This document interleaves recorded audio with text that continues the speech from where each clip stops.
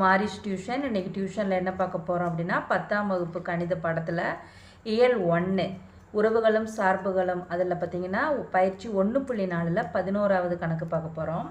இப்போ பார்த்தீங்கன்னா புவியீர்ப்பு விசையின் காரணமாக t வினாடிகளில் ஒரு பொருள் கடக்கும் தூரமானது ஃபங்க்ஷன் கொடுத்துருக்காங்க பாருங்கள். சார்பு st அப்படிங்கிறது 1/2 gt² + at + b என கொடுக்கப்பட்டுள்ளது. இங்கு ab ஆகியவை மாறிலிகள். ஜிங்கிறது என்னென்னு கொடுத்துருக்காங்கன்னா ஜி ஆனது புவியீர்ப்பு விசையின் காரணமாக ஏற்படும் முடுக்கம் அப்படின்னு சொல்லியிருக்காங்க. இப்போ என்ன கேட்குறாங்க அப்படின்னா எஸ்டி இந்த ஃபங்க்ஷன் கொடுத்துருக்காங்களே அந்த சார்பு இது வந்து ஒன்றுக்கொன்றான சார்பாகுமா என ஆராய்க அப்படின்னு கேட்டிருக்காங்க. இதில் என்ன அப்படின்னா நமக்கு டி வினாடிகளில் ஒரு பொருள் கடக்கும் தூரமானதுன்னு சார்பு கொடுத்துருக்காங்க.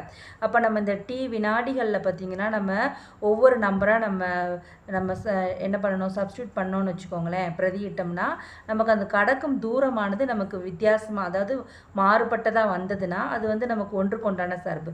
நமக்கு ஒன்றுக்கொண்டான சார்புனா என்னது, மதிப்பகத்தில் உள்ள நமக்கு ஒவ்வொரு உறுப்புக்குமே துணை மதிப்பகத்தில் ஒரே ஒரு நிழல் உரு இருக்கணும். அதானே இப்போ நம்ம இந்த டியில் பார்த்தீங்கன்னா டி வினாடிகளில் நம்ம 1 2 3ன்னு ஒரு 4 வேல்யூ எடுத்து நம்ம பிரதியிட்டோம்னா அந்த ஒவ்வொன்றுக்கும் தனித்தனியாக நமக்கு வந்து கிடச்சிதுன்னு வச்சுக்கோங்களேன். அந்த தூரமானது கிடச்சிதுன்னா அது ஒன்றுக்கொண்டான சார்பு.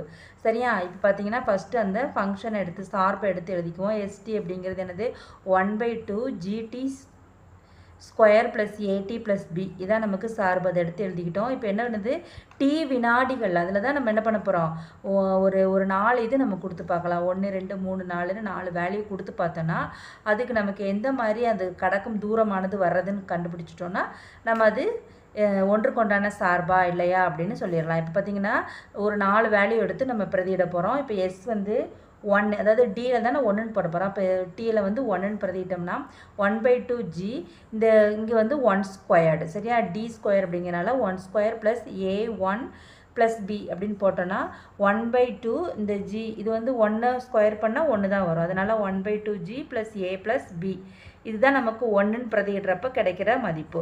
இப்போ 2 நம்ம பிரதியிட்டோம்னா 1/2 g அப்படிங்கிறது இங்கே 2² சரியா. அப்போ இங்கே வந்து டி இருக்கிற இடத்துல 2 போட்டிருக்கோம். இப்போ 2² அப்படிங்கிறது என்னது 2 2 சார் 4 அப்போ 4 சரியா. இப்போ இதை நம்ம என்ன பண்ணோம் பெருக்கணும்னா நம்ம வந்து 4/2 ஜின்னு வரும். இதை நம்ம மேலும் சுருக்கிறோம்னா 2gன்னு வரும். அதுதான் இங்கே பண்ணியிருக்கோம். இங்கே இது பெருக்கிறப்ப 2a வரும். அதை தான் இங்கே போட்டிருக்கோம். அப்போ 2ன்னு கொடுக்குறப்ப நமக்கு என்ன வருது 2g + 2a + b அப்படின்னு வருது சரியா. அடுத்து இப்போ 3ன்னு கொடுக்குறப்ப நமக்கு என்ன வருது, 3ங்கிற டிங்கிற ஒரு இடத்துல 3ன்னு போட்டோன்னா இங்கே வந்து 3² இங்கே வந்து 3 போடுறோம். இப்போ 3² அப்படிங்கிறது நமக்கு 9 சரியா. இதை பெருக்கிறப்ப என்ன பண்ணோம் 9/2ன்னு வரும். இது 3 × a 3aன்னு வருது. அப்போ 3ன்னு கொடுக்குறப்ப நமக்கு 9/2 g + 3a + bன்னு வருது சரியா. இப்போ நம்ம 4ன்னு நம்ம பிரதியிட்டோம்னா 1/2 g இது 4². அப்போ 4 16 இது வந்து 4aன்னு ஆயிரும் சரியா. அப்போ 16/2 g இது வந்து 4a + b இது சுருக்கணும்னா நமக்கு என்ன வரும் 8 2 16 அப்போ 8g + 4a + bன்னு வருது. நம்ம 4ன்னு நம்ம பிரதியிட்டோம்னா இப்போ இதில் பார்த்தீங்கன்னா ஒவ்வொன்றுமே டிஃப்ரெண்ட்டாக 1ன்னு கொடுக்குறப்போ ஒரு வேல்யூ வருது, 2ன்னு கொடுக்குறப்ப 3ன்னு கொடுக்குறப்ப 4ன்னு கொடுக்குறப்ப ஒரு வேல்யூ வருது.